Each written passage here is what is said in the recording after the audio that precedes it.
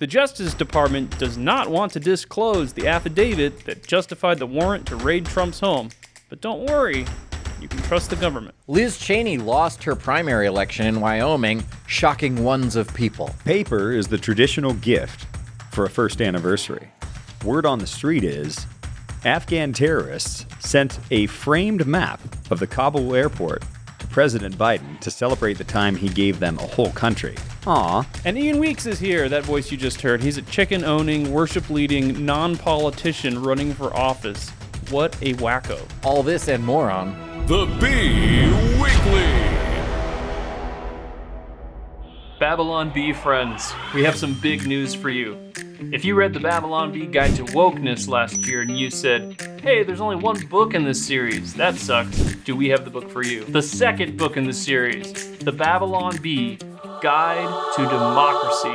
This comes out September 6th, and it is absolutely jam-packed, full of awesome drawings, illustrations, comics, stick figures punching each other, everything that a good book would have. I never read War and Peace in high school because it didn't have stick figures. This book does. This book will teach you how to rig elections, how to bribe politicians, how to win a political argument online, and why democracy, actually a constitutional republic, is friggin' awesome. It talks about all the branches of government: legislative, executive, judicial, and corporate. So you know all about the government now, and you can shut down opposing arguments from people who don't think America is awesome. This book is awesome. We want you guys to go pre-order it today. You can pre-order it on the Babylon Bee store at shop.babylonbee.com. You can go to Amazon. You can go to any bookstore in the whole world, and they will have it for pre-order. Guaranteed, but not actually. The Babylon Bee Guide to Democracy. Go check it out today. Hey everybody, welcome to the Bee Weekly. I'm hanging out here, and this voice you're hearing is Kyle. And next to me... this voice is Adam Yenser. And this deep, rich voice that sounds like a country boy that raises chickens in the middle of nowhere is Ian Weeks. Hey, guys. You have to talk now so people can... They have to hear that deep, rich country voice of a guy who raises chickens. The only one of us who sounds like they should be on the radio or doing a podcast. Do you have your own podcast or no? No, I don't. I'm not the world's most tech-savvy guy. So this is actually my first time sitting in a studio like most this. podcast hosts, I think, don't actually know the tech side of it. Like, they don't actually know. Like, I don't know how to turn these cameras on. I guess that makes Everything sense. here is real high tech. Like, did you notice the guy that comes in and bangs on the camera to make it straight? Yeah. We do that every single day. And he's got like the dog ear antenna too to make sure the reception is good. Exactly. Yes. And this arm that Brandon just like... I asked him to tell me what kind of arms these were, and he sent me a list of like 8 different parts. And he's really? like, I just tied all that stuff together. Man, I'm a very not tech savvy person. Yeah. Well, Ian's running for California State Assembly in District 36, and we're going to talk about that a little bit later. But we connected, I think, through some more work my wife was doing, and we're interested to hear about your whole experience getting to run for office. Thank you. I know you're not a politician, but like... Yeah. No. But you are now. Yeah, I am now, and boy, it's an interesting world that we've jumped into for sure. Yeah, so it'll be fun, and you're going to give us some tips on how to build a chicken coop as well. Yes, I can do Come that. in handy. We wanted to remind you guys to give us your hard-earned cash for some in exchange for some products. We have a conservative tears tumbler, but it's a little bit tricky because it's a conservative tears of joy. Commemorating the overturning of Roe v. Wade. So when Roe v. Wade was overturned, all the conservatives were crying, joyfully, and now you can drink their tears in this convenient tumbler. Tears of joy. Yes. So you can check that out. We also have a brave man of color that brought hope and change to the nation. Yes. Clarence I think Thomas. We all know who we're talking. Yeah. Dang, now I ruined the punchline. Yes. Clarence Thomas, we have him on a beautiful hope poster that you guys can get. I think there's a poster and a sticker and a t-shirt. Yeah. So check that out at shop.babylonbee.com. And the Conservative Tears mug is a great, or tumbler is a great product because it's a conversation starter because you have to explain the whole thing. Each time you say, no, look what it says down here. I like the double take products where people go, what? Exactly. Yeah. Would you buy this, Ian? As an outsider, we just, Well, Yeah, You have to say yes. the thing that I want to work into it is that the natural progression from the overturning of Roe v. Wade, according to my opponent, is that we also want to outlaw the birth control pill and condoms. So if we could work that onto the mug somehow, I mean, just a normal conservative position like that. That would make me happier. But so you had your first like attack ad against you, right? Like an email came out and it said that you want to ban condoms because you were excited that Roe v. Wade got overturned. Yeah, I mean, and as I said, I mean, one naturally flows from the other. So I mean, it made sense. But do you want to ban condoms? I mean, what reasonable person doesn't? I mean, there's no distinction in my mind between preventing a life from beginning and ending one. That's it's the same thing. Yeah. So yeah, of course. This is definitely getting clipped and used by your opponent. We just ruined his chance at winning the seat in the state assembly, but that's okay. All right, everybody, we have a subscriber dare now. This is Subscriber Dare. Hey, Babylon Bee, my birthday is the day that you will be recording the podcast. How do they know when we record the podcast? That's a little probably crazy. Mentioned it before. Oh, okay. We have some obsessive fans that really follow. You recorded every word. on Wednesday at 11 a.m. at the address. My birthday is the day that you will be recording the podcast, and I'm considering subscribing. However, I do have a subscriber dare. It has come to my attention that two perfectly good words, fudgel and groak, have gone out of circulation. I dare you to read aloud their definitions and use them in 3 sentences, okay? I like this challenge.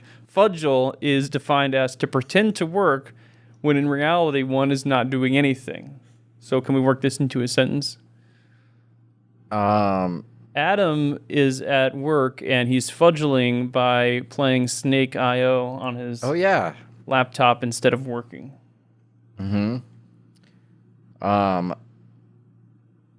Anybody else have a fudgel sentence? Man, I mean, I could totally use that against my opponent. I mean, he's an expert at fudgeling. He pretends to work when really he's doing nothing. So that's true. So did you just use fudgel in a sentence or no? Well, I mean, I used fudgeling, but I guess if we want to stick fudgeling is with, fine. He's fudgeling up in Sacramento. Yeah. All the January 6th committee has done is fudgel for 2 months. Liz Cheney's a real fudgeler. Yeah. All right, and then groak is defined as to stare at people who are eating in the hope that they will offer to share that's their great. food. It's great that there's a word for that. Yeah. So dogs like to groak. Yeah. Yeah. I would say that's very typical of a dog.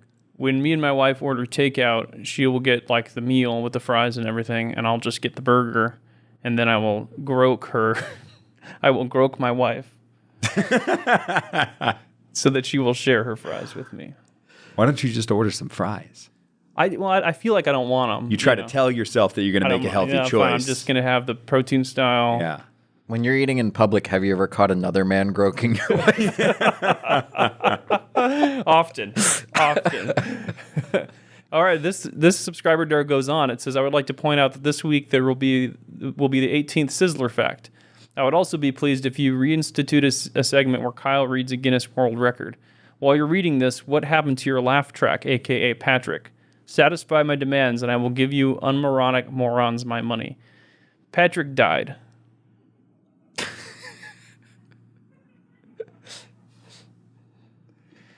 And we'll do a Guinness Records fact. All right, what's in the news this week? What's in the news this week? Well, we are still in the aftermath of the FBI raid on Trump's Mar-a-Lago, in which the former president claims that they even stole his passport.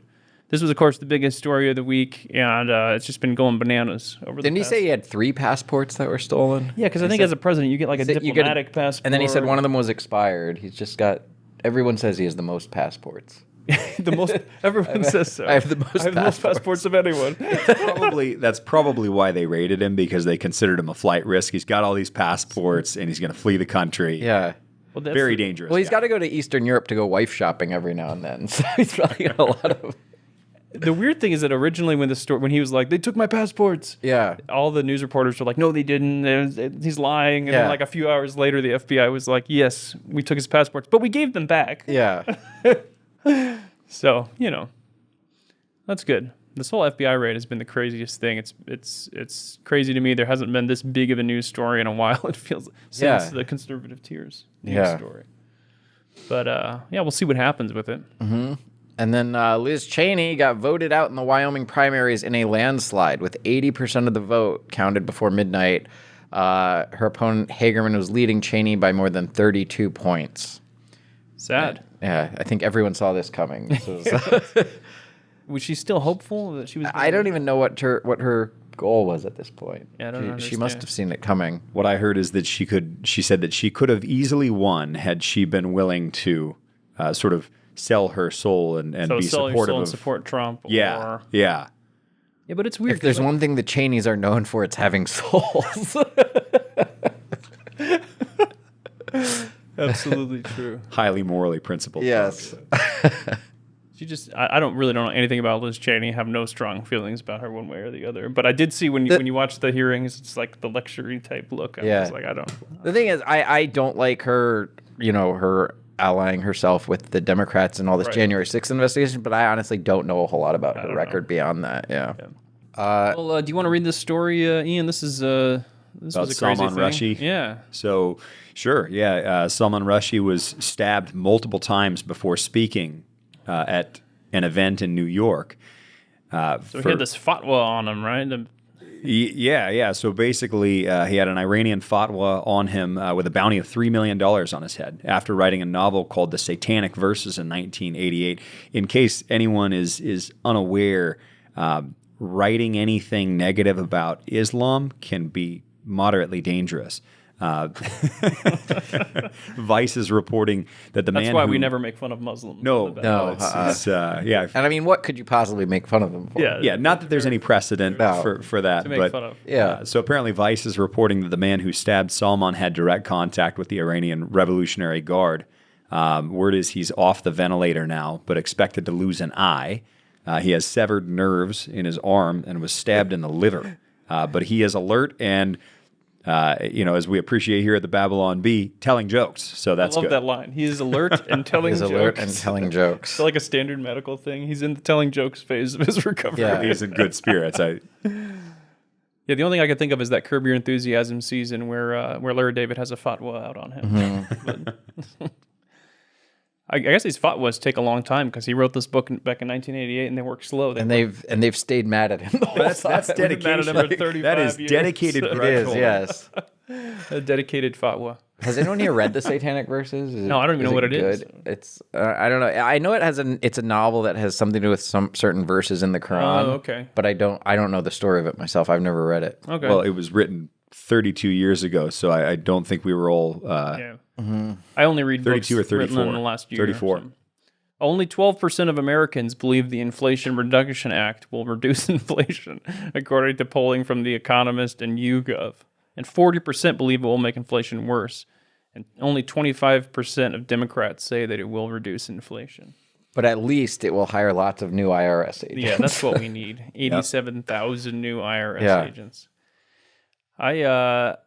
I saw that the news media, when they were reporting on this Inflation Reduction Act, now they've stopped calling it the Inflation Reduction Act. Like on Twitter, they'll just say like, the new act that President Biden just signed will really help fight climate change. Everyone in the replies is like, what's the name of that act? Why did you stop calling it the Inflation Reduction Act? I'm impressed that they found 12% that believe that it would. Yeah, it seems high. Yeah. Nice job, guys. What is I don't understand what's up with all the news media now is saying like Biden has made this big comeback. Have you seen this line of CNN is trying that narrative, I feel like. They say because he got this passed and because like gas prices went down a little bit and because there wasn't inflation for 1 month, even though it's still way up, right? They're saying he has a string of victories. Yeah, and it's like, no, it's still much worse off than everything was when he took office. Yeah. I guess in the liberal worldview, if you pass some legislation that you're pushing for, that's a victory. Yeah. It doesn't matter if it's good or if people like it. It's like, I got something done. Just pass it. Yeah. If you make laws, you did good. Yeah. And even in the media with this Inflation Reduction Act, all the reporting I've seen is always about the IRS and the climate change stuff. I haven't seen very much reporting on how even it's supposed to reduce I haven't inflation. seen one talking point of how it's supposed to reduce inflation. So, We also have a Christian nationalism alert. The Atlantic said extremist gun culture is co-opting the Rosary because rad trads, which is radical traditionalists, have been taking pictures of the AR-15s draped with rosary beads. So they're now comparing the Rosary to an assault weapon and saying that it's a symbol of extremist gun culture. Okay. That's cool. That is kind of funny that they hang a rosary on their gun, though. But I wonder how common that is. It's always, I feel like it's one of those things where there's probably a few tweets that got likes, and then they say, this is what the Rosary means now. Yeah, that's always how it is. It's like when they did the OK thing was a white supremacist symbol. Yeah, they're just like, they see one thing that says that, and then they say, this is the trend now, and this is what it means. Yeah, there's one rad trad who did this, probably. They said the battle beads culture of spiritual warfare permits radical traditional Catholics literally to demonize their political opponents and regard the use of armed force against them as sanctified. Okay. Well, that's cool, I guess. Good job, Atlantic. I know they did a great job when they interviewed me. All right, well, you get to read a sad story for us, Ian. Yeah, this one really... I actually met the father. Did you? Just like a month ago, and so when I read this, I was heartbroken for this guy.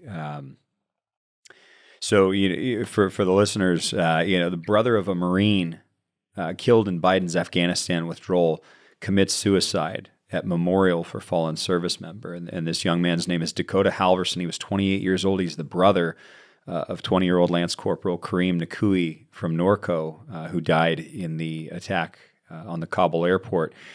As many of you know, a GOP report says that Biden left 800 Americans behind when he withdrew from Afghanistan, when he stated publicly that it was 100.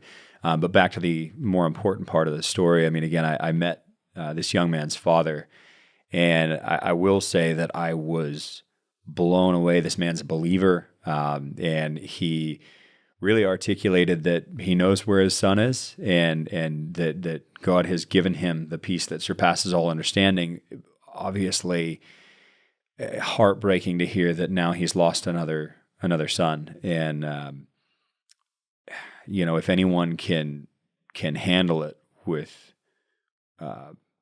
grace and strength, it's going to be this man. But unfortunately, I think we all know that the devil is a formidable adversary, and I think he has come after this man, and he's continuing to do so, and that's heartbreaking. Yeah, so this is a memorial for a fallen. So this guy died at the Kabul airport attack a year ago, and they're just doing a memorial service now, or was this like a 1-year anniversary thing or something? Yeah, I mean, I'm not sure that they were holding a memorial. I think it seems to imply that he committed suicide at the memorial. Yeah, it's crazy. You can look at these numbers and you're always like, 800 Americans left behind. That sucks. Yeah. But then you see the personal element of people that, but Marines were killed there, and that's that is wild. So it is wild to me that they abandoned Afghanistan a year ago, and there's still hundreds of Americans stranded. Mm-hmm. And it's just nobody talks about it. It's just swept under the rug. Another victory. But I was going to say, but at least Biden has had a string of victories. A string of victories. Yeah. I mean, this is kind of cliche, but I think we would all agree, right? If there were a different man in the White House when that happened, absolutely, the conversation might look a little different. A different oranger man with bigger hands. That's right. Yeah. That's right. A bad man. Well, that tragic story brings us to the banger of the week. Banger of the week. The FBI raid on Melania's closet was justified, says Merrick Garland, wearing gorgeous new evening gown and sun hat. This is one of my favorite bangers of the week in a while. This is a good one. The Photoshop's great on that one. Yeah. Was that a Bettina? Good job, Bettina, if that was you. If that wasn't you, bad job. I don't know. And then we have a bomb of the week. Bomb of the week. Dad at theme park surveys map like hardened general executing battle plan. Oh, this is a great one. This should have been the banger of the week. I think taking your little kids to Disneyland is a little bit like warfare. It's a little crazy. Yeah. I thought that one did pretty well when I saw it on Facebook. I don't think it seems like it's very relatable. Yeah, we are. I kind of have different mindsets depending on the theme park and like where you're going. Like if you go for a day and this is your only chance to go to this one theme park, it has to be efficient. And I'm like looking at the time. Now they have the app where you can actually see the times for each line, and that helps. But it's like, drawing this line through the park and figuring out where to go. I'm impressed, Kyle. My wife works part-time for Disney, and I don't really know about that. So good job. About the app with the about lines? the app, yeah. I don't know about that. That's not a secret. It's like everybody gets. No, I'm just saying. I don't know.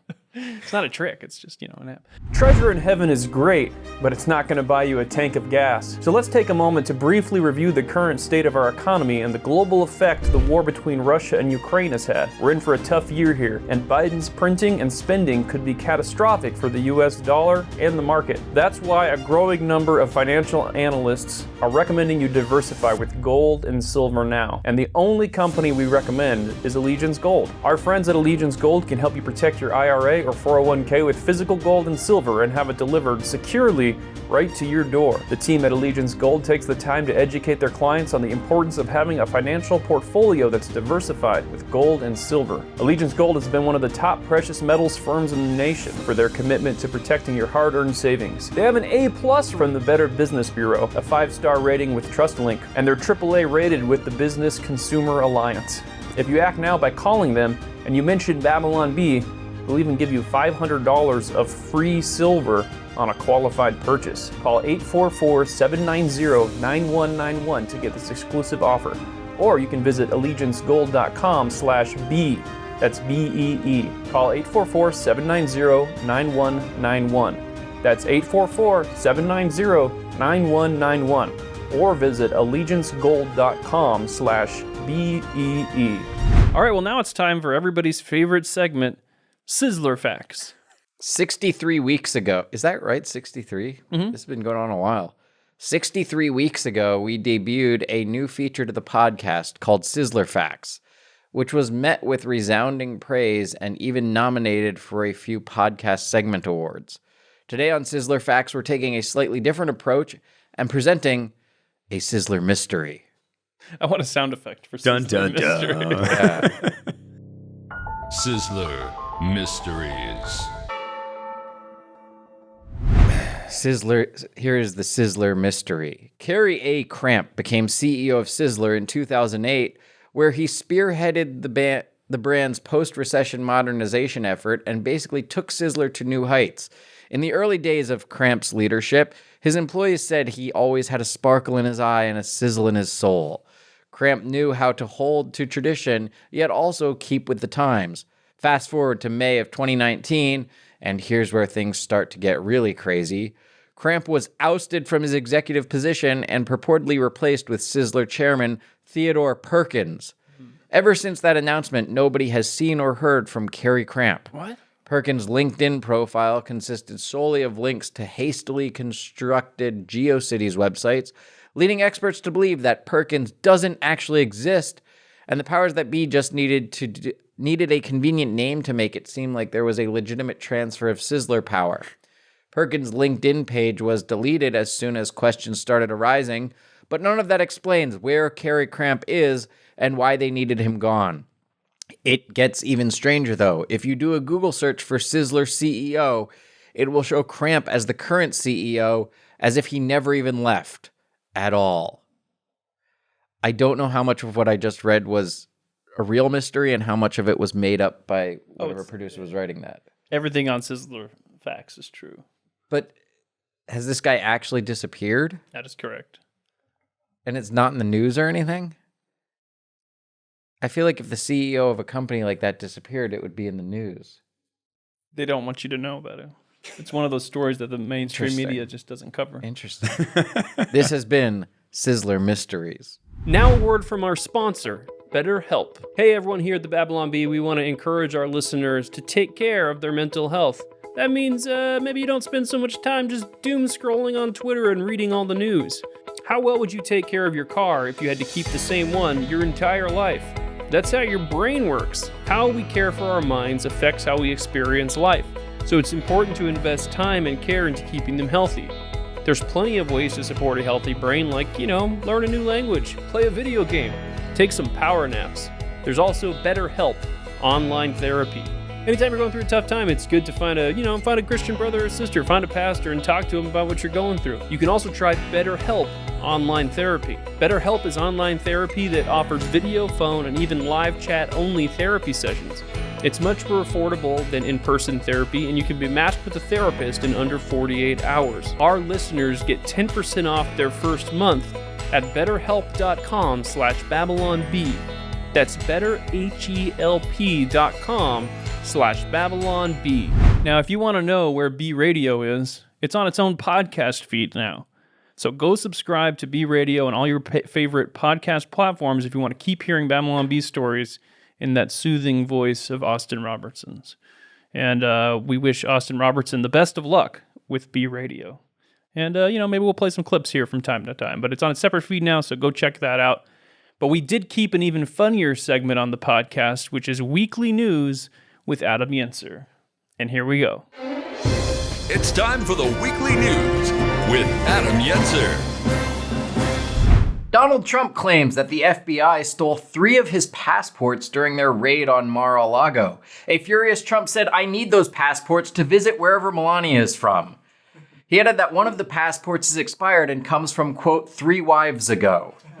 On Wednesday, Liz Cheney lost her primary to Trump-backed rival Harriet Hageman. So the January 6th investigation did get someone successfully removed from office. This week, Taliban leaders in Afghanistan celebrated the 1-year anniversary of Biden's botched withdrawal, as well as Wife 8's 2-year anniversary, Wife 4's 5-year anniversary, and Wife 2's 10-year anniversary. A new climate study claims that California, which is currently experiencing a severe drought, could soon be devastated by mega floods. San Francisco residents are taking the warning seriously and have put rainbows everywhere to remind God of his promise never to flood the earth. Author Salman Rushdie is recovering in a hospital after being stabbed on stage in New York last week. Rushdie has long been the target of death threats due to controversial works like the Satanic Verses and his essay In Defense of Jar Jar Binks. A Lebanese-American suspect is being held without bail for filleting salmon. Hockey legend Wayne Gretzky is being sued for $10 million for falsely claiming that he lost weight by chewing OMG weight loss gum. It turns out he actually stayed in shape by being hockey legend Wayne Gretzky. OMG chose Gretzky as their spokesperson because he's the only hockey player who can still chew gum. Thousands of pouches of Capri Sun were recalled due to possible contamination from cleaning solution. The recall specifically affects Capri Sun's new Tide Pod flavor. Arizona Republican gubernatorial candidate Kari Lake said in a speech that she thinks Donald Trump and Ron DeSantis have BDE, but they could face a tough Democratic challenger if Michelle Obama runs. Vice is releasing a 10-episode series called Dark Side of Comedy, which explores why many comedians' lives end in tragedy. It sounds interesting, so I guess I'll stick around for another week to watch it. Anyway, that's it for Weekly News. To see more, subscribe to my YouTube channel and come see me live at the Comedy Catch in Chattanooga, August 25th to 27th, and in Florida, September 1st to 8th. Thanks, Adam. That was a great Weekly News. And now we have a update from the FBI who raided Trump's safe, and I believe this is the FBI doing a press conference telling us the items that they found in Trump's safe. Let's take a watch. Well, good morning, everyone. As you know, it has been a banner week for us here at the FBI. We've arrested hundreds of concerned parents at school board meetings. We have busted several terror plots that were being carried out by us. And most importantly, we raided the Mar-a-Lago home of Donald Trump.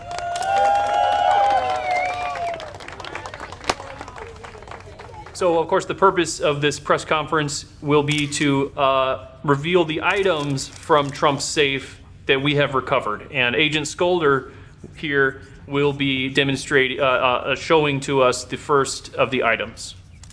Yes, thank you, Agent Mully. First up, we have thousands, and I mean thousands of McDonald's receipts. The guy ate a lot of McDonald's, and it appears he tried to flush this one down the toilet. Despicable. Well, we also have here an item of note, a giant bottle of tanning solution.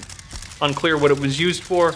Mr. Trump may have been using this in some kind of plan to blow up the Statue of Liberty or perhaps the moon. This appears to be the kickstand for Joe Biden's bike, an act of treason and an attempt on our dear leader's life. Despicable. Here we have a birth certificate for someone named Barack Hussein Obama. And unclear why he has this. This person appears to have been born in Kenya. Very strange stuff. Never heard of him. This one was a real bombshell. Here's a sealed document marked top secret. Let's see what it says. It says, you FBI guys are low IQ. Sad. Not good. Seems Mr. Trump was a real wise guy. Very funny. Wise guy on our hands here. Well, he definitely violated the Presidential Records Act, though, by removing these small shampoo bottles from the White House bathroom.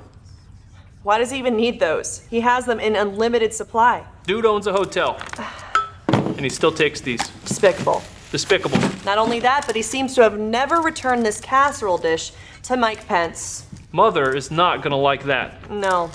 Or the TV remote to the Lincoln bedroom. Despicable. Despicable. Despicable. What a scumbag. Real sick stuff going on here.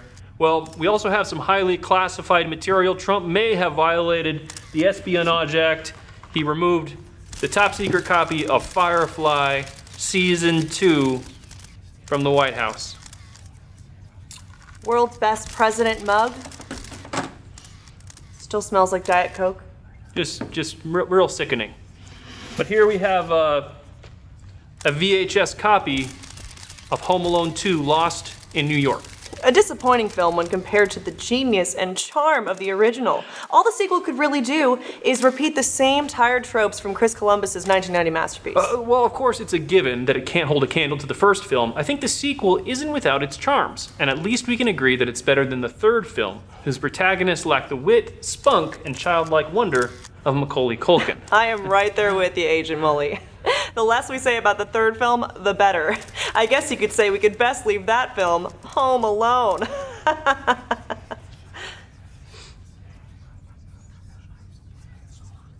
Well, I think it's pretty clear from all the items here that this raid was not politically motivated against this president that we hate and want to take down by any means necessary because he's evil and bad.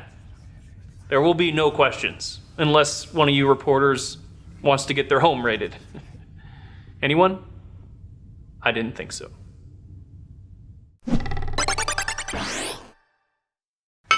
There's some really cool stuff in here, actually. Can I take Home Alone 2 for investigative reasons? Well, fine, but I get Firefly. Give me. Fire. Oh, very interesting. I didn't know all of those items in there. All right, so now we're going to talk with Ian Weeks for a little bit, and he's decided to run for office and live in Sacramento a lot of the week. Why would you do that? What's wrong with you? Tell us what's going on in your twisted mind. Yeah, sir. Yeah, glutton for punishment, to be sure. I mean, it is the belly of the beast. I mean, it's to give you some perspective, I'm running for the state assembly. There are 80 seats in the California State Assembly. 61 are held by Democrats. There are 18 Republicans. So dramatically outnumbered. It's an enormous uphill battle. Doesn't that only add up to 79? That's right. There's one independent. Good quick math. I'm a good adder. So one independent, he was a Republican. He flipped to independent a couple of years ago. Does he vote Republican or does he vote? It's my understanding that he actually endorsed my Democrat opponent. So he's basically a Democrat. Yeah, it's an interesting dynamic. But I hate to bring too much seriousness into a Babylon Bee podcast, but it's okay. We'll just make fun of you while you do it. Everything, all of the quality of life indicators in the state of California are heading in the wrong direction. Crime's going up, cost of living's going up, gas is going through the roof. We've got massive homelessness problems. Massive drug addiction problems. I think that what a lot of our constituents are starting to wake up to is, my goodness, my quality of life is a lot worse than it used to be. And it's that guy behind you. It's his fault. That's right. See the guy pictured behind you? Guy behind me. Not Kevin Sorbo. It's Kevin Sorbo's fault. man, I want to like him, but Not Kevin Sorbo, you know, Gavin Newsom. yeah. Look, I mean, you know, Gavin Newsom obviously is a big problem for this state. But again, you know, if Gavin Newsom didn't have supermajorities in the state houses, I mean, again, 61 out of 80 seats in the state assembly, and we have a state senate with 40 seats. 31 are Democrat, 9 are Republican. The Democrats have in this state what's called a supermajority, which literally means they don't even have to talk to Republicans. They control significant majorities, we call them supermajorities, in both houses of the legislature, and they hold the governorship. So they can do whatever they want.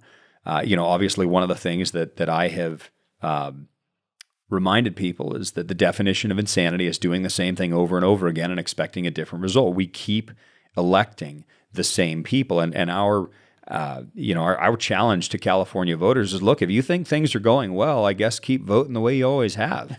If you think that things That always aren't blows going, my mind, like how bad California was during the pandemic, and then you looked at the recall numbers, and I'm like, you guys were okay with all this? Like, I what? don't understand I don't get it. because I don't people get were it. fleeing the state, including Democrats, including businesses, and the people that stayed here, they see the crime, they see the homelessness, they see what's happening, and then they go out and vote for the same thing over again. Well, okay with it. Unbelievable. and I will tell you, you know, I find it funny. You know, a lot of my district is out in the desert, and the 10 freeway runs through it. My opponent has a billboard that, you know, has a pretty picture of him, and it says, "Help me continue fighting for you." And You say farting for you? that's right, yeah.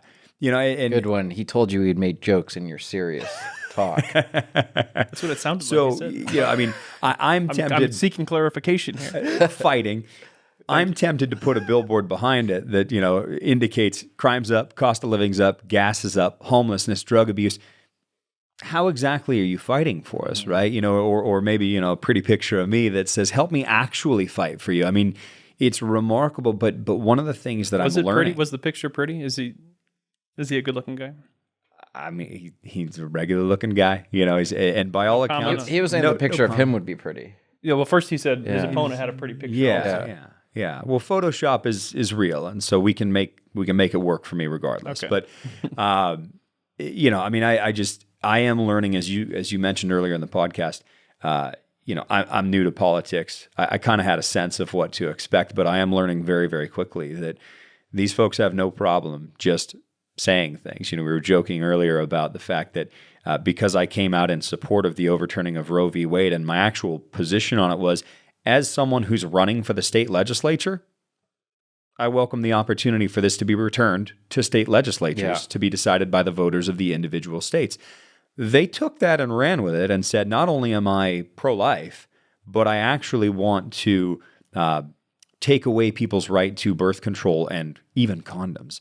So, I mean, it's remarkable. It doesn't matter if it's true. It doesn't matter if there's any basis in fact. It's just, well, if we say it often enough and loud enough, people will believe it. So, you know, this billboard will help me continue fighting for you. It's just assumed to be true. But again, folks, look at your quality of life. You know, I mean, you can say, I'm fighting for you. I likened it recently to hiring a bodyguard that lets you get beat up every day for 2 years straight. I say 2 years because the term in the assembly is 2 years, but, you know, lets you get beat up every day for 2 years straight, and then comes back to you at the end of that 2 years and says, extend my contract, help me continue fighting for you. I mean, what an absurd statement. I'm not going to rehire you. I'm going to hire someone else. You let me get beat up all the time. I'm bloody, I'm beat up. Let's try something different. And that's what we're exhorting, you know, the folks in California to do. Try something different. You know, it seems insane to not consider that. He's trying to take away each of our personal hobos that we talked about in the last episode. Last episode, we determined that each person in California will soon be assigned their own hobo. Yeah. This is my hobo. So instead of the Adopt a Highway program, it'll be Adopt a Hobo. Yeah. That's nice. And they become a hobo. How you go from being homeless to being a hobo is you have a bindle. And you become The a bindle hobo. is the difference, is what we Right, determined. right. So we need to make sure that we're correctly identifying hobos Hobos, as we adopt yes. them. Yeah. Yeah, we don't want them to culturally appropriate homeless culture. Right. Yeah. Right. Or vice versa. Right. Identity is very I was sitting important. outside at this restaurant on Ventura the other week, and a hobo was groking me. Nice job, Adam. Was he also fudgling? No, he did that behind the dumpster.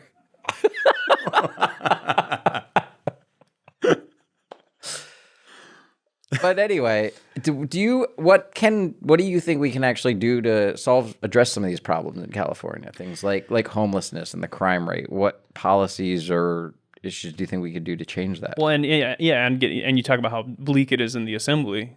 Why does it matter getting one more seat for the Republicans? Right. Well, so, one of the things that I talk about, right, is, and we talked about this earlier, a lot of folks are fleeing the state.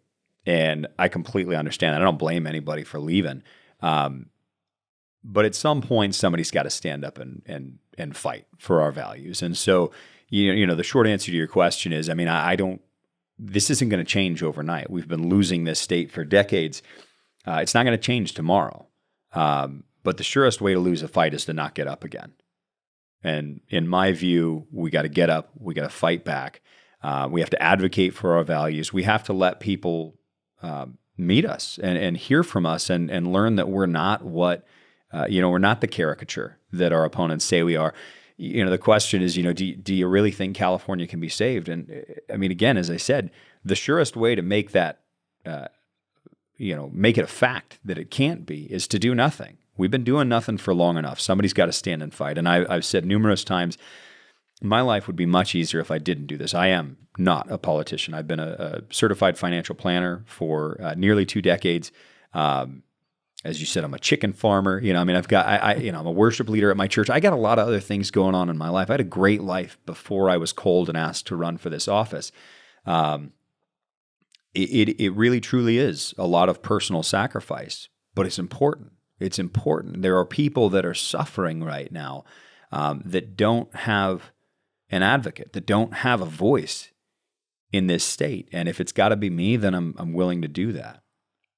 And you can't bring your chickens to Sacramento, so someone's got to feed them while... Yeah, my wife and kids are going to have to step up to the plate. Okay. And in the Adopt a Hobo program, we may have an opportunity to, dual purpose there, right? Get a little bit of domestic help around the house. In exchange for. Right. Yeah. Well, so the primary's already passed, right? So yep. General election coming up. Yep. So anybody in the Imperial... All of Imperial County, eastern portions of Riverside County. I have a small sliver of San Bernardino County, which is really Needles. That's pretty much all of San Bernardino County that I have.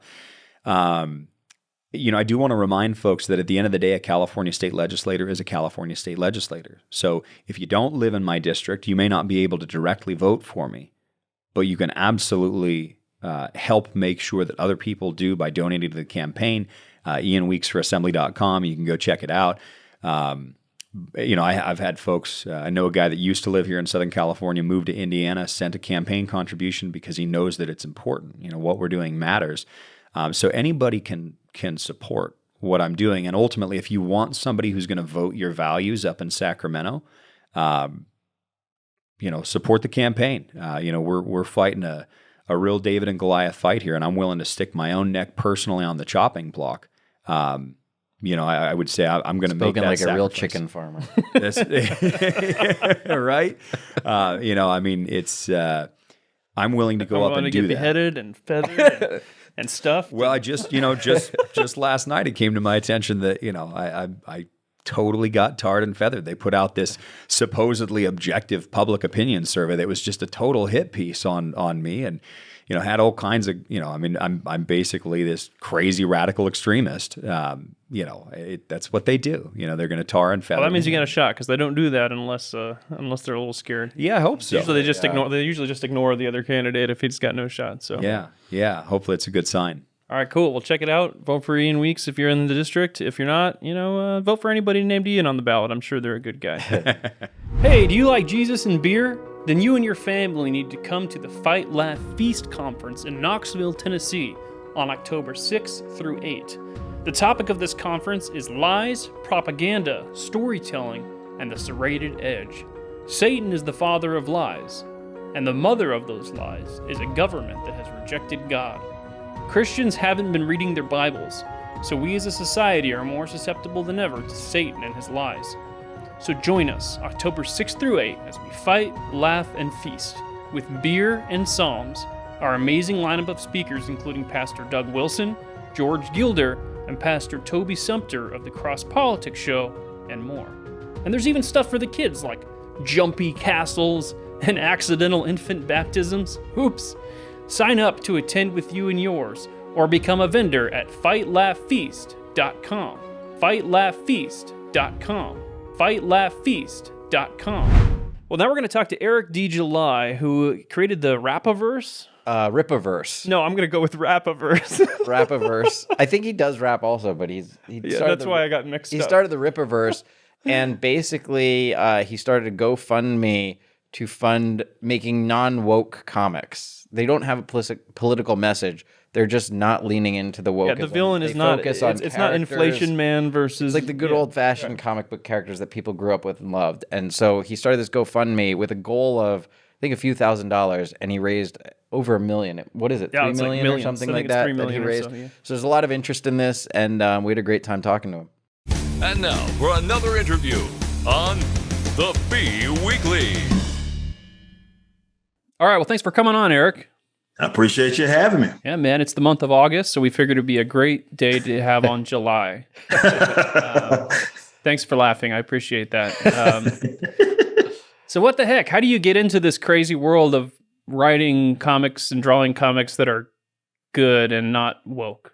Well, I can certainly say the recent era of comic books can light a fire under anybody, considering how bad a lot of them are. But, in all seriousness, I'm a comic book lifer. This is something that to be able to write, and maybe once upon a time that was for Marvel or DC, comics that people would read was something that I wanted to do. However, with the recent success that we've had, that I've certainly had over the last decade to sped that process up. I'm thinking, hey, it's not going to be until like 40 years old till I'm able to even think about doing something like that.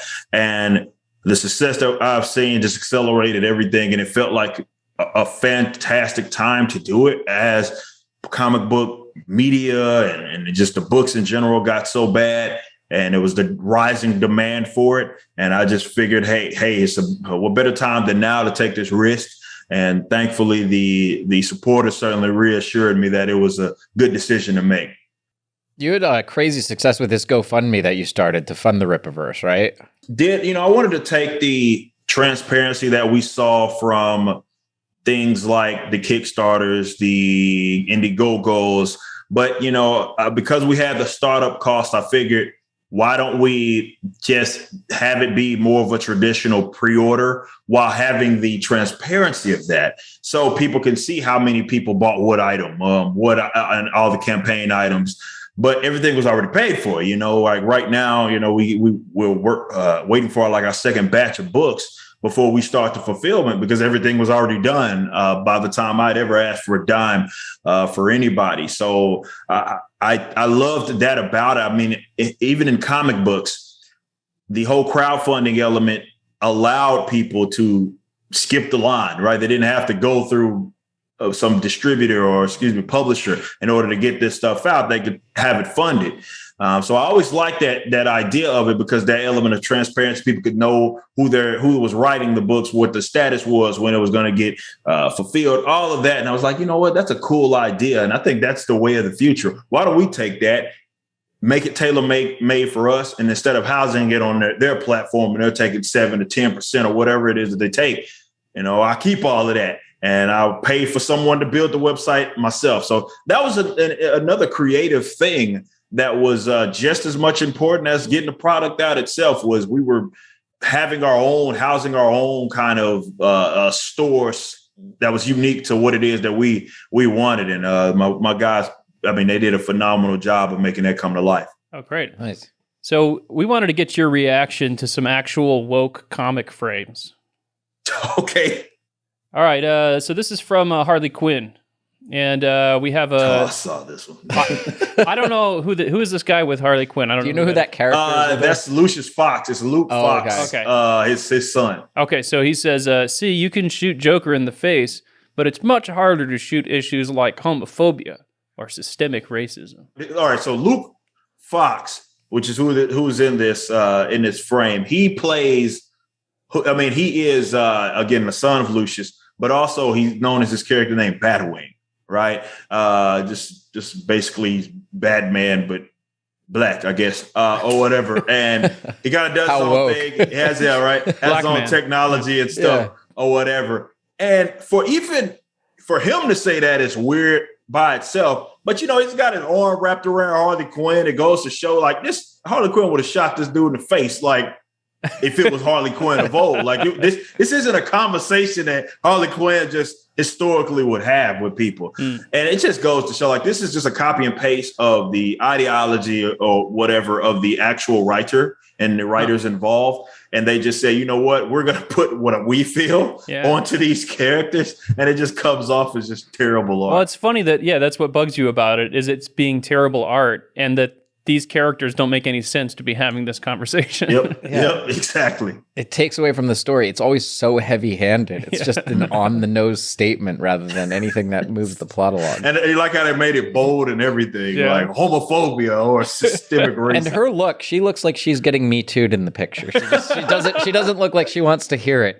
She's like, he's mansplaining to her. So we have another frame here. This is from an Injustice comic, and we have Catwoman, who's lecturing some political leader that she and Batman have cornered. And she says, you need to be a better leader. We will fight against this regime, but you need to do a better job. And he says, how? And she says, health, education, gun control, poverty, not telling people who they can and can't love. The reason so many support Superman's actions, who was a tyrant at the time, by the way, is because they're disenfranchised and disheartened, and they want the world to be a better place. This country needs to have compassion again. You need to do better. Your thoughts? This is terrible. Believe it or not, I didn't even know this was a thing. This is one I hadn't seen before. Oh my! I'm guessing. Well, I can't remember if that's Tom Taylor that did that, but if it is, that's the same guy that also facilitated the whole gay Superman thing. That would be par for the course for something that he would write. But again, Catwoman just lecturing people. Yeah, we know where she comes from. She's from the slums and all this stuff. But considering that she's a criminal in her own rights, to sit up here and be lecturing a politician about what they need to do and do better makes no sense whatsoever. All right. So thumbs down on this one. Oh, 100%. Right. 2 thumbs down. And then next here we have the famous Jordan Peterson Red Skull. He's got his 10 rules. 10 rules for life behind him. This was good mainly because of who the writer certainly is. Ta-Nehisi Coates. He is a guy that has no business writing comic books. He came out of nowhere. You know him as more of a social commentator. He writes like Atlantic articles. Yeah, Atlantic article. He won that Harriet Beecher Stowe Award for Social Justice. That's the name of it. This guy he's one of those when he first got in, you could tell the real true shift of Marvel and who they were wanting to bring on, certainly to work for him, because there was no evidence that he was ever even a fan of comic books. If he even done anything in the past that warranted him writing all of a sudden these Marvel characters. And it wasn't just Captain America, which is where that book came from. He also he was writing Black Panther. So he gets 2 of the most prominent characters that Marvel historically has ever had. And he's writing their books out of nowhere, so he wasn't equipped. That Black Panther, it was like some intergalactic Wakanda thing. It was terrible. He's trying to do, it was dog water. But for him to do that, you really saw Marvel was like, obviously they weren't sending their best. They were really bringing people on that checked whatever box it was that they needed to check at the time. And it didn't matter if their expertise was in that. And they were all activists. They're activists first, writers second. And that's why you get something that's so on the nose as that, where obviously that's Jordan Peterson, that he's trying to write as one of the most prominent Marvel villains. Well, that's why it's great what you're doing with the Rippaverse. I think you've said it's not just about being anti-woke. It's about just creating good stories and good characters. So for people who aren't familiar with it, tell us a little bit about what your first campaign is. ISOM? ISOM. Yeah. Tell us about what you're doing with the Rippaverse. So obviously Rippaverse, we started that. We finally got that bad boy launched for pre-order. You can get ISOM issue number 1. And to your point, like that's what it is that I wanted to do. I didn't want to even, as it's like anarcho-capitalist libertarian, I didn't want to just say, hey, I'm going to make that the comics. No, it was more, I wanted to just tell decent. You're not solid doing the story. opposite of what they're doing. Yeah, You're not having exactly. characters be like, we have to vote Trump back into office. It's not like, whoa, we have to be pro Second Amendment. There's not lectures in it. Yeah. No, that would defeat the purpose of why I'm doing what it is that I'm doing if I went side out to do that. But I didn't. Maybe you could add in those lectures as a stretch goal of the campaign. Yeah, I guess I could do that. But the great Stan Lee once said, he had social issues underlaying the plot. Right. Yeah. And he never wanted to beat the audience over the head with it. And that's what the essence of comic books for me is. I think, of course, people would have less problem with what Marvel and DC does if there was more balance. It's like, okay, if you go that route, at least depict the opposite party as a positive figure. And they refuse to do that. Hey, here's Marvel. We'll put Barack Obama on the cover of Amazing Spider-Man, and then we'll go make Trump MODOK. It's like, okay, well, we know that there's no balance there. But I just want to tell just good stories. I don't even really want to reference real world politics on the nose like that. I'm not at all interested in that. And ISOM, number one, obviously these are all completely original characters that I wrote. That the book itself I wrote. My concept artist helped me design some of the like how these people look. And these characters, I know folks are gonna, they're gonna love the story of a character that basically, brief synopsis. He comes through. The name of the character is Avery Sealman. He used to be a hero under the moniker ISOM. And he recently hung that up and being a hero. So now he lives on his own outside in his ranch that's outside of the big city.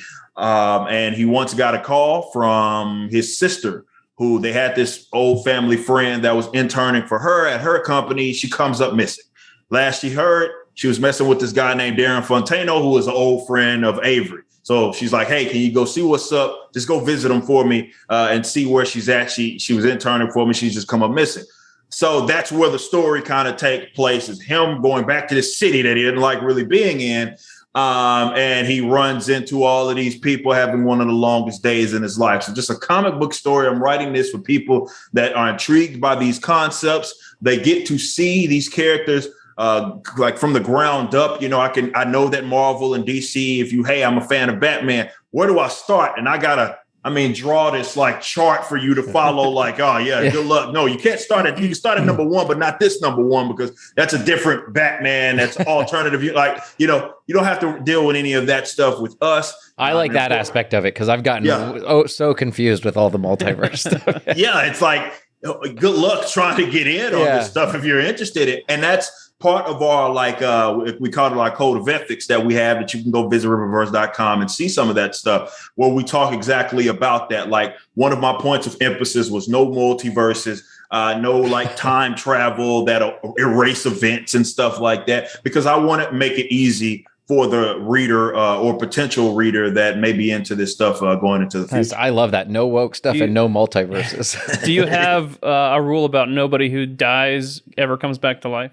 Yeah, that's the type. Like, we want there to be consequences to the action. So no matter what it is, whether it be a death or whatever, the point here is that the continuity actually matters. So even if you did do something insane, like bring a character back to life, you can't just have it be a typical comic book death. And it's like, oh, well, we just decided to bring the character back like it's shock value or what. Like, that's lazy. We've seen that done a million times, and I'm not at all interested in doing that. So if I do, whether it be a death, whether it be whatever it is, a prominent event that happened, like, that should matter and that should stick. And maybe it's a defining moment of that character.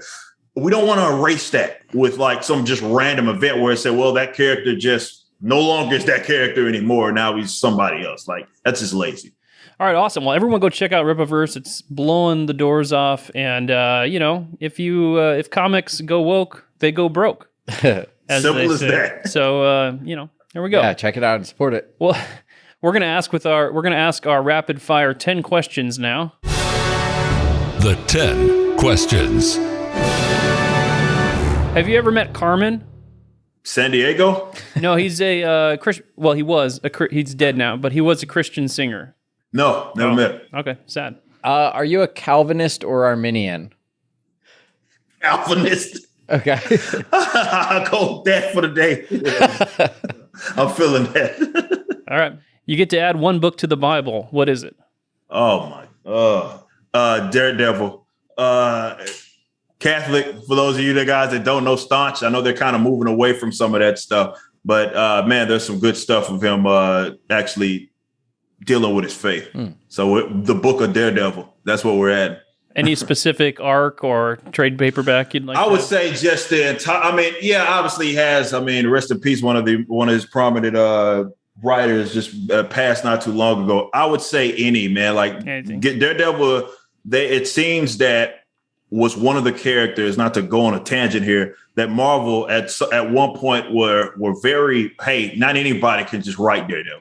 You know what I mean? So of all of the characters, he's remained most consistent, where you can pretty much pick up a book from any era and it's at least solid. Okay, so you finish the Book of Revelation and then you get into Daredevil. The complete works of Daredevil. Yeah. Next question is cigars or pipes? Neither. I don't smoke. Don't smoke? I thought you were a libertarian. I know, right? I know. Turn in my libertarian card there. No smoke. Don't drink either, man. Oh, yeah? Well, completely straight edge. Don't spoil the answer to an upcoming question here, but you get to hang out with any 3 people, living or dead. Who are they? Thomas Sowell, Walter E. Williams, rest in peace. I did get to meet him. Dr. Walter E. Williams, Murray Rothbard. I know that's typical, right? Anarcho-capitalist. Everybody says that. Yes, I know. Now, I think we know the answer to this question, but our next one is whiskey or beer. Neither. Did you ever have a preference? Nah, no. never drank, okay. Believe it or not. All right. What would be the first thing you would do as president?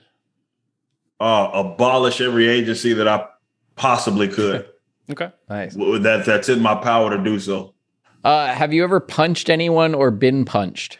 Oh, a million times. You have a good story about any one of them? Used to box, though. So, you know what I mean? Like, I used to actually fight in the ring. Any street fights? I've been in those, too. Growing up, I was a knucklehead. So, I used to bang and do all that stupid stuff. What's your best banging story? Oh, man. Best one, I guess. I don't know. I got in a fight, like, after school with some cat. Funny story. I'm from Dallas. I'm from South Dallas, Oak Cliff area. And my senior year and junior year was spent in a town that was like 30 minutes away in Arlington, Mansfield area. Well, during that time, they didn't like folk from Dallas. We didn't like them. So you can understand I was in hostile territory. So I was looking for reasons to get in fights, and they were looking for reasons to fight me. So the one that I know, and this is back when like the Razor phones were a thing, for sure, where I know for a fact that video footage is out there of me giving them a good one, you know what I mean, in terms of a beating with a guy that was bigger than I was, but I also used to fight. So like box. So I know how to throw a punch. So there's a 30 by 40 pixel video of this somewhere. Yes. Multiple people for sure have that. Okay, all right, we'll look for it. You get to go to one concert, any band in history. Who do you go see? Oh, man. I was too young to see Pantera and their prime. So for sure. Rest in peace, Dimebag Rest in peace, Dimebag. Pour one out. Yeah. And then our final question, do you accept Jesus as your Lord and Savior? Yes. You do? Good question. Yes, I do. Good question and good answer. All right, well, thank you, Eric, for coming on. Everybody check out Rippaverse. This is awesome. Thanks so much, man. Appreciate you so much. Thanks for coming on, Eric. Everybody go check out the Rippaverse, and you can support that and fun, cool comics. Well, before we go into hate mail, we thought it'd be fun to tell a favorite joke from our... Yeah, we're talking about jokes, here just in a classic joke. And we were thinking what are some of our favorite sort of just classic jokes that you would tell a friend, Yeah. These aren't jokes we wrote. These are just like classic jokes. You might have heard them before, It's just so. Who wants to go first? I will go first. I had a hard time thinking of ones that are appropriate for the Babylon Bee because I have two that I can't say here that I enjoy a lot. But I like anti jokes a lot. Yeah. So one of my favorites of all time is two muffins are sitting in an oven. The first one says, "Is it hot enough for you?" The second one goes, "Holy crap, a talking muffin." I like that one. Yeah, I like that one. Good one. Yeah. All right. So mine is this is one that my dad would always tell us growing up. This was around the campfire. He always went back to the same joke, and we always knew the punchline. But there's something about the telling of a joke where they just like keep going on and on and elaborate on it that makes it work. So I'll tell this. It's like the Norm Macdonald Shaggy Dog story. Yeah. So a guy is cutting down a tree, and he has to go buy a chainsaw. So he goes to the hardware store, buys himself a chainsaw. Gasoline powered, Goes back, starts cutting wood, returns to the hardware store an hour later, and he says, this chainsaw doesn't work. It's, I worked really hard, and all I was able to cut is a few branches off the tree.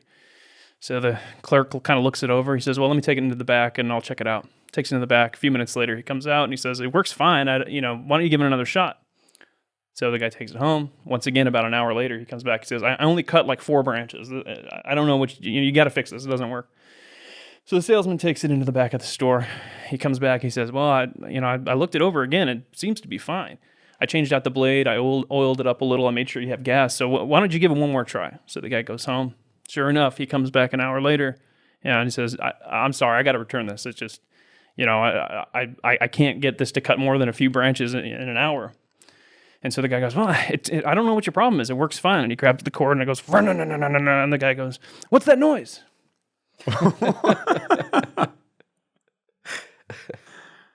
Because he was just doing this with the chainsaw. That's great. Good one. It's excellent, Kyle. There's laughter in the other room. I hear it. I want the audience to know. So respect, Dad. That was from my dad. Nice. So this one is also from family. So I have 2 sons, ages 7 and 8, and they're still trying to figure out how to tell a joke, which is fantastic, right? Yeah. I mean, they say very incongruent things and then just start laughing and think that they've told a joke. So my wife and I were trying to sort of explain the context and the structure of what a joke actually is, which is a really interesting. You don't think about doing that until you're actually doing it. And you think, how do I explain humor to you, little guy? Right? Yeah. And so anyways, my wife begins to tell a joke and I hear it. And that's pretty good. Where'd you hear that? She said, I made it up just now. So credit to my wife here. So anyway, she says, this is very simple. It's not a long story. She says, what do you call a car with an eye patch? And I really just could not think of it. She said, a car. I'm a fan of pirate jokes. Yeah. I enjoy pirate jokes a lot. Yeah, well, you know what? Driving me nuts. Driving me joke is nuts. good. Yeah, it's a classic. The other one I always liked is, I love is what's a pirate's favorite letter? Q. Yeah, our son, our 6-year-old, got into Yo Mama jokes, and I don't think he understands why your mom fat or why that's funny. Right. But one time we're driving in the car, and so he must have been hearing his brothers tell Your Mama jokes, and he just out of the blue, it's quiet, we're driving, and he goes, "Your mama's so fat, Thanos had to clap." That's a good one. And it's like a clap. We're just like what? Like he doesn't even know who Thanos is. He's just saying it. So Yeah. That's always classic. Oh, the other one I like is you have to start with ask me if I'm a refrigerator. Are you a refrigerator? No. What? Anti-humor. Yeah, if I had thought more about anti-jokes, I could have come up with some because I love anti-jokes. Yeah. No, those are always classic. Or what's the pirate movie rated? It's like PG-13 for violence. Yeah. And nudity. All right. Well, anyway, so those are our favorite jokes, and maybe we can reminisce a little more in the subscriber portion. But for now, we're going to go. And put your favorite jokes in the comments. Yeah, we want to hear your favorite jokes. Maybe we can read them next week. Let's go to hate mail now. I really miss Adam Ford. Here's some hate mail from Liz Wilcher. Dear Kyle and company, I've been a huge fan of the Bee podcast since the first episode. What the flower bed is up with the recent turn-up video game talk? As a boomer, I have never played a pterodactyl video game, nor do I ever intend to. Quit already. In Christ's love, Red Lizard. She goes by Red Lizard. That sounds like a video game name. And now it's time for Travis's Game Corner. Travis's Game Corner.